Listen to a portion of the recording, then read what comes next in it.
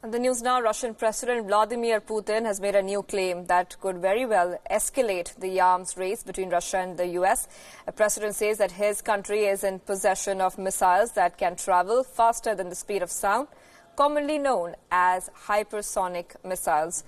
Putin's claim came after a crucial meeting with the top security officials in Moscow.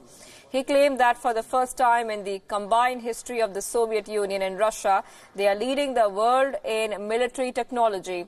Putin says that hypersonic missiles have already been deployed by the Russian forces.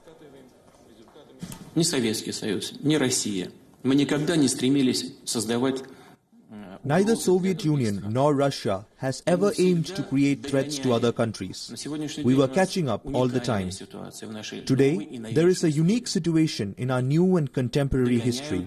We are being caught up. No other country in the world has a hypersonic weapon at all. Nobody has hypersonic weapons of coast-to-coast range. Back in August, Pentagon Chief Mark Esper had said that hypersonic weapons were a priority of the U.S. military. He said they would be ready in a couple of years. The U.S. Congress was also warned that China and Russia were developing such missiles, which are incredibly difficult to track. Putin claimed that 2 hypersonic missile systems have been deployed and developed by Russia. The air-launched Kinzhal missiles have already entered service, according to Putin. They can be launched from the MiG-31 fighter jets and can travel 10 times faster than the speed of sound. Putin claims that the Kinzhal missiles can change its course and altitude to escape interception. The other missile systems are in fact also scheduled to enter service later this month. Now, Putin claims that these missiles can travel 20 times faster than the speed of sound. U.S. has given a very diplomatic response to Russia's claims. They say that they have nothing to add to Putin's statements.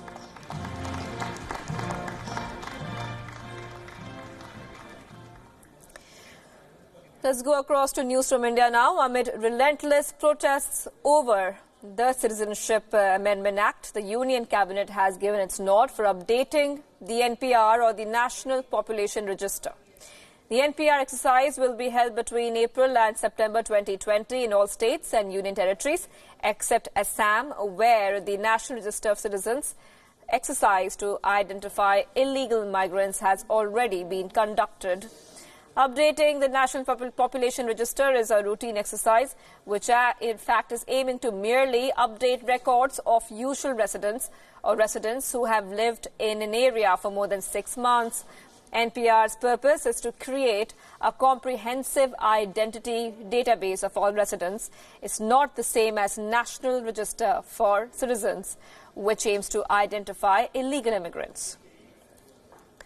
India's Home Minister Amit Shah, in a televised interview, has clearly spelled out the details of NPR, saying that not only is this the exercise voluntary in nature, and residents are not under any compulsion to share information. Shah also said that the data from NPR will not be used for NRC in the future.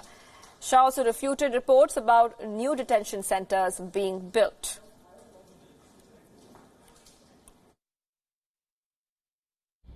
NPR जो है वो जनसंख्या का register है, जो population register है। देश में जो भी रहते हैं उनके नाम रजिस्टर्ड किए जाते हैं, जिसके आधार पर देश की अलग अलग योजनाओं का आकार बनता है। और एनआरसी है, नेशनल रजिस्टर ऑफ सिटीजन्स। इसमें से हर व्यक्ति से प्रूफ मांगे जाते हैं कि आप बताइए कि भाई आप किस आधार पर इस देश के नागरिक हो। ये दोनों प्रक्रिया का कोई लेन देन नहीं है, न दोनों प्रक्रिया का एक दूसरे के सर्वे में उपयोग हो सकता है। एनपीआर के लिए जो अभी प्रक्रिया चलेगी, इसका उपयोग कभी भी एनआरसी के लिए नहीं हो सकता। दो कानून भी अलग है। NPR data was first updated in 2015 with door-to-door surveys. The central government has also allocated 3,900 crores for this exercise.